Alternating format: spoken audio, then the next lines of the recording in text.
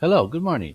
Uh, in this video, I'm going to talk about terms and conditions module that we added about a few months ago, 7 or 8 months ago, and it's in the line of an ongoing effort that we have to eliminate or migrate many of the configuration options that are here in settings into normal modules that can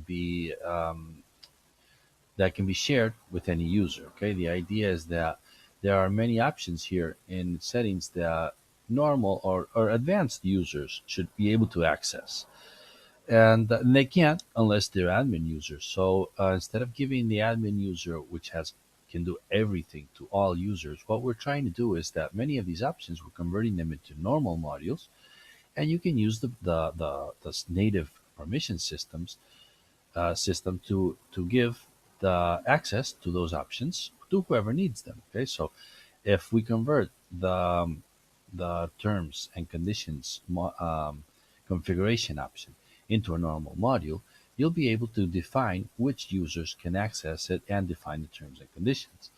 And in the same, and besides that, we can also enhance and give more functionality to the function to the module or to the configuration option actually. Now or before in settings, we could define one terms and conditions set for each module. Now with the new module, you're going to see I can define as many as I need and pick the one I need for that particular invoice or sales order that I'm creating. Okay.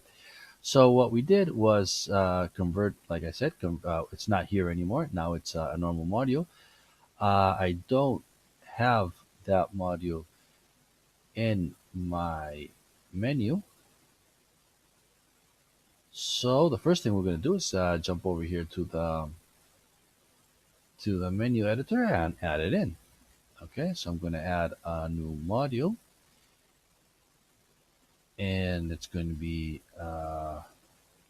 CB terms and conditions. Where's this? It's going to be CB terms and conditions.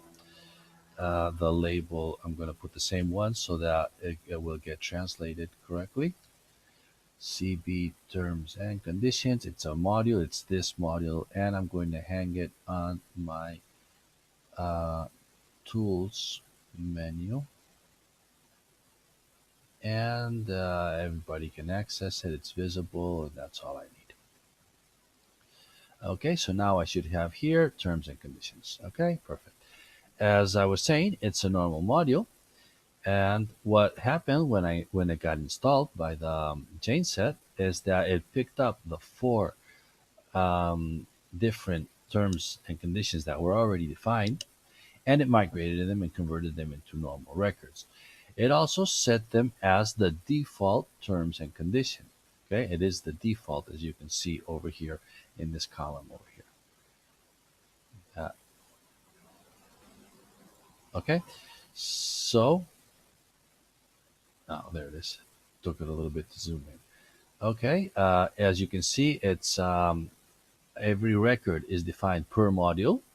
In this case, I have one for each because that's what was supported in the settings, and it's the default. So I could have more than these four, and only the default would be applied. Okay, let's play. I think I have sales orders open here. Yeah, and another tab. So I'm going to see the conditions in the sales order. Open this record, and it says basically the same stuff that it always does. I'm going to add here sales order just so that we can make sure that that's the one that we're looking for. And if I come over here to the sales order module and add a new one, I should get that one selected by default. There it is. Okay, perfect. Exactly as what should happen. Okay, just like before. Okay, note that we also have here a new field, which is the terms and conditions capture button. Okay, let's come over here again to the terms and condition module. I'm going to duplicate this one. So I'm going to have now uh, another terms and conditions for sales order module. It's for the sales order module, and here in the text, I'm going to type in a special text that I have for cross-site scripting tests. I usually do this when I'm testing and trying things. So it kind of introduces all these security issues into the text, and if actually we have a security issue, it will tell me so I can fix it. Okay, so it's just a normal text anyway. You can just put whatever you need as long as you need. It's no problem. Okay, I'm just taking advantage of the fact that I have to do this now. Okay, so now I have for the sales order module, I have two. Okay, sales order. Now I have two. One. They're both default because I duplicated. Oh, let's see what happens now. Okay, that's wrong. It should only have one, and it picked up the first one. Okay, that's good. The normal thing would be that you would only have one default. Okay, and that's the one that would be picked up and copied into the sales order description terms and conditions field. Now I want to select the other one. In this particular sales order that I'm doing right now, it doesn't need these terms, but it needs the other terms. So what I do is I come over here to the select terms and condition button, and I pick the second one, the other one that I have. And as you can see, it related that one, and it also filled in the fields for me. So, like I was saying before, not only have we migrated the configuration options from settings where only admin users could access it, but also we converted it into normal module, so anybody who already knows how the application works knows how to make a terms and condition. It's just another record in the system. There's no special learning or anything.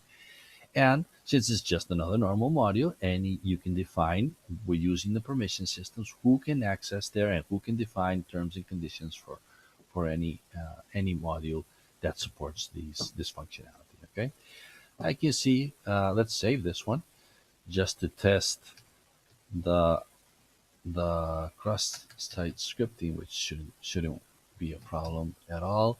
Let's pick an organization and a product. We'll need a product down here,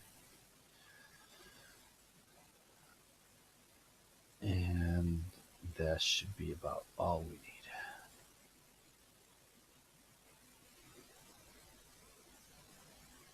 Okay, good. Nothing came up. Everything's correct. The text is there. Okay, and I hope that helps. And you can see a little bit about how we're trying to migrate and give more functionality and more configurability to the application.